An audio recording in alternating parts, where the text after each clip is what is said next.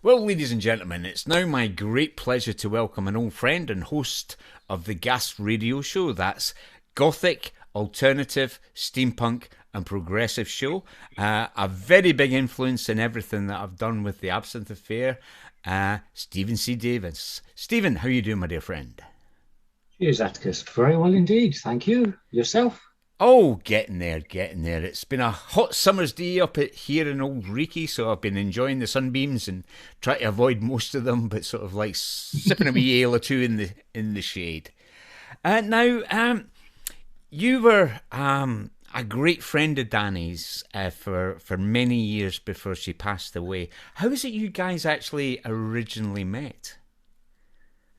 Um, Long story, which I will now regale you with. That's what I like to hear. Um, 10 years ago, when I was but 21, I started doing a community radio show called Contemporary Progressive Rock, or classic, or it varied, but it was CPR. And I started that in June 2011. Within a couple of months, I'd already been playing artists like Emily Autumn and the like. So steampunk was already getting into what I was playing. And then in 2012, I think it was, there was there was a pair of events called Hallow Steam. There was one in the West Midlands and one down in Cornwall way.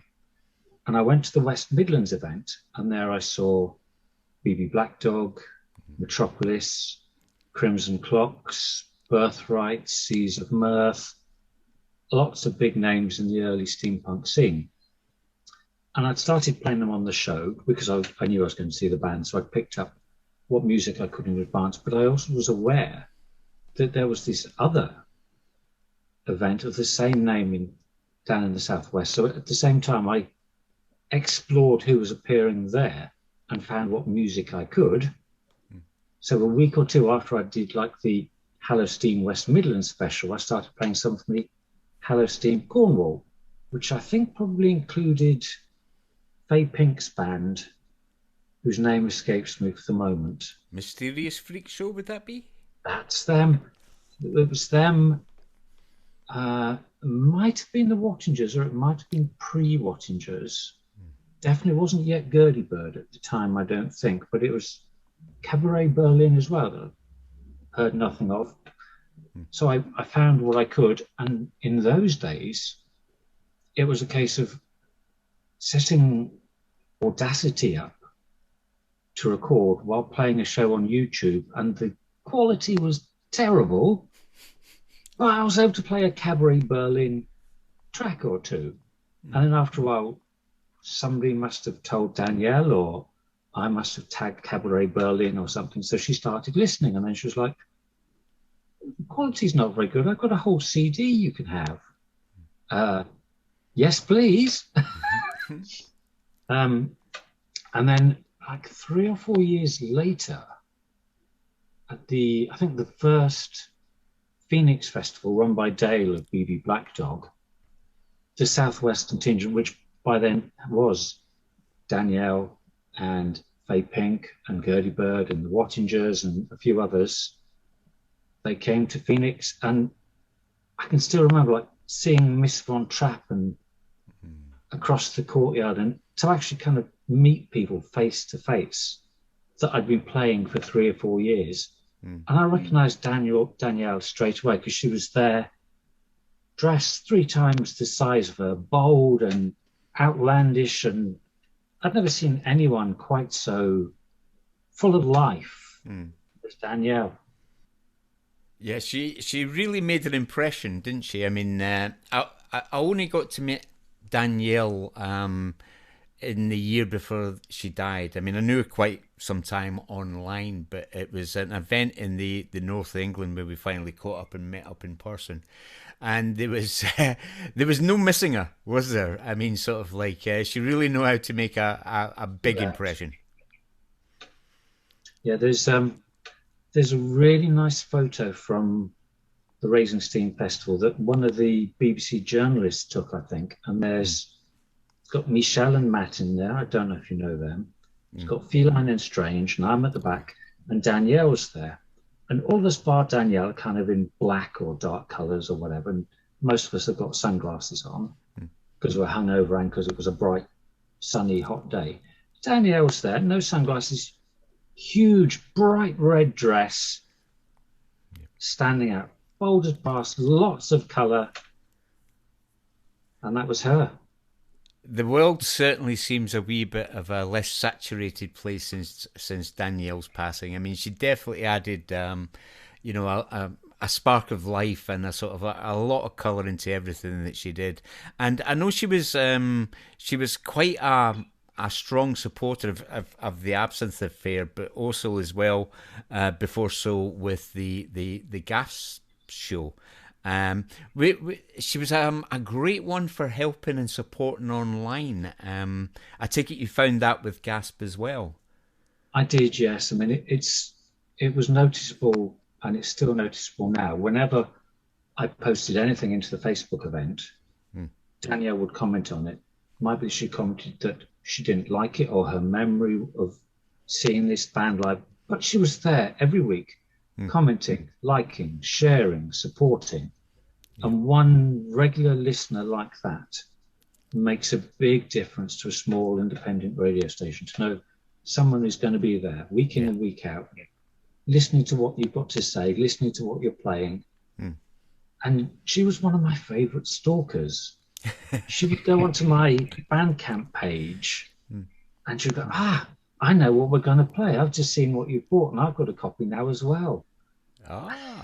Excellent. Fantastic.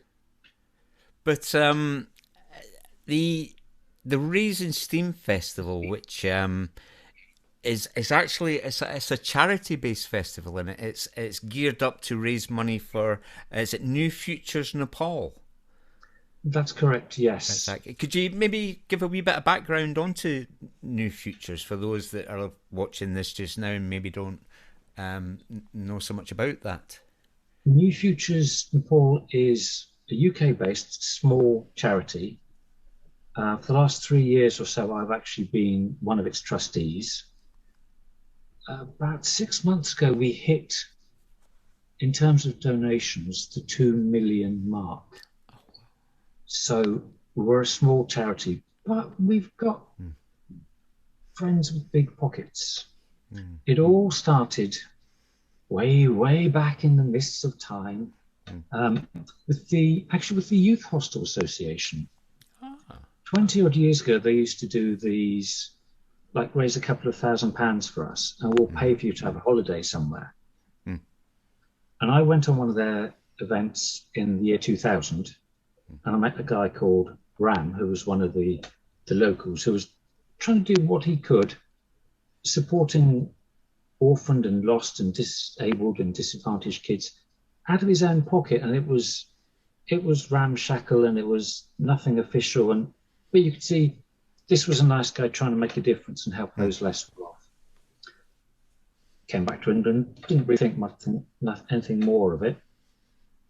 The groups in 2001 and 2002 somehow joined up, and they had between them people who worked in banks, they had solicitors, they had people who knew how to do stuff. And they'd met Ram as well, and they'd seen what he was doing, and they got together over a pint in England and went, we want to help him, we want to make a difference. And initially, and still probably to a large degree, a lot of the supporters are trekkers, we're mountaineers, we're walkers. A lot of us pre-COVID have been to Nepal, we've met the carers, we've met the children, we've seen them grow up. We know where every penny goes. To you, my dear friend. I mean, I'm sure everybody that's listening into this and watching it will realise just what a major impact that had. Now, before the festivals, there was actually the downloadable albums, which a lot of members of the various communities came together. And I think that's where I initially came across Cabaret Berlin. It was at the first or the second digital albums. It was one that had written in red by. Was it the second one? I think so, because I know I'd been asking Danielle to contribute, and she really, really wanted to. Mm. But she had the issue that everything she did was a cover. Yes. So she didn't want to put it out on the main album. I think from the second one onwards, I included some bonus tracks. So they were a bit more, they were there in the downloads, but they're not quite so obvious. I think that was how it went through or something like that. But when the festivals actually started, the Danielle was she actually at all of the Raisin Steam festivals? Actually, there's only been one. Oh, Well, I thought there'd been two. no, we had 2020 planned to build on 2019, Mm. and it would have been way, way bigger. We'd have had people like Bird Eats Baby there. We'd have had all the usual suspects like Mm. Dani, like Feline Strange, Montague, Jacques Fromage. We'd have had, you name kind of 24 names in the steampunk world, and they'd have been there. And as COVID grew stronger and stronger, it was like, well, we can do this if we do it all outdoors, and then well, we're only going to have 500 at maximum, so we might be all right. But by kind of March time, it was like, damn, this is really not looking good. Because we could possibly have gone ahead, but then if anything had happened, that could have impacted on the charity. And it was like, Yeah. I'm not going to let that happen. Mm. Never mind myself, I'll take my own risks. But I don't want any negative connotations for NFN. Well, hopefully back in the real world again, and there's going to be a Raising Steam coming up next year. Yes. Yes, 19th to the 22nd of May. For those of you with diaries to hand, that's actually Thursday evening it starts. We're going to have a kind of soft, low-key launch on the Thursday. There'll be like 2 or 3 bands maybe. And it's not a bank holiday, which it would have been. See, the 2021, it was a memorial for VE Day or something. So they changed one of the May Day bank holidays to the Friday of the festival. So it would have been a case of finish work on the Thursday, bank holiday Friday at the festival, Saturday at the festival, Sunday at the festival. That's not happening. So to go to the whole thing, you need to take a couple of days off work. But then from Friday lunchtime, full day's performance, same Saturday, same Sunday, probably finishing like 9 or 10 o'clock Sunday evening. So there'll be a couple of dozen artists. There's 2 or 3 who'll be doing a couple of sets. There's Morris dancers, there's shamanic drumming. There'll be the opportunity to do some yoga, to have your tarot read. We've got, I meant to have one of the flyers next to me so I can remember who some of the artists were. We've got with us the Curious House of Stories, who have their own yurt, and they do independent storytelling. So they'll have people in. So it'll be songs and music and dance. Yeah. It's not just music anymore, it's grown. Yeah, that's the wonderful jukebox and friends who relate to that. It sounds like an absolutely marvelous event, and I've got my holiday time booked, and I've been talking to some dear friends about the possibility of sharing transport costs down from Edinburgh down. I've got months and months to go, and I'm actually really excited about it already. And it's going to be wonderful to meet your good self in person as well. But I think when we're down there, I think we're all going to have to get together and have a wee tribute to Dani in some way or other. Well, Filana of Feline Strange has already promised that she will lead My Girl's Pussy on one night. So Brexit permitting, as long as she and the band can get over, Feline will lead that, and there'll be, I think, quite a few people joining in, and definitely quite a few non-dry eyes. Yeah. Well, we're really privileged to have Feline and Strange joining us tonight at Dani's Tribute. It's they're just absolutely fabulous people, and it's tonight. I think is it's a really nice tribute, but it's something that I think as years go on, we could look to maybe building up upon and all that. Because she inspired so many people and she influenced so many people. And to, if you had to define steampunk and what's best about steampunk, Titty Von Trans, Danielle basically Yeah, sums it up. yeah. But before we move on from Feline and Strange too much, we can start Oh, with that. fabulous. I saw you posted that actually earlier on today, and that's absolutely wonderful and all Just that. arrived today. Yeah. I mean, so I'm going to have to look up the definition of normal because it's something that I've never come across before. I mean, I think I've heard of it, but sort of like it's something I've never actually experienced. I mean, but boring, so sort of like normal, so boring, and I'm utterly privileged to know so many abnormal people and to share so many interests with them and that. And I'd like to include your good self in that, sir, in the most sort of like genuine and positive way possible. Well, I'll say goodbye just now, my dear fellow, and thanks again.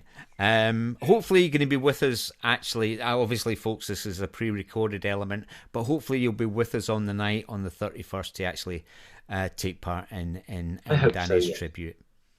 Well, all the best just now, then. Cheers.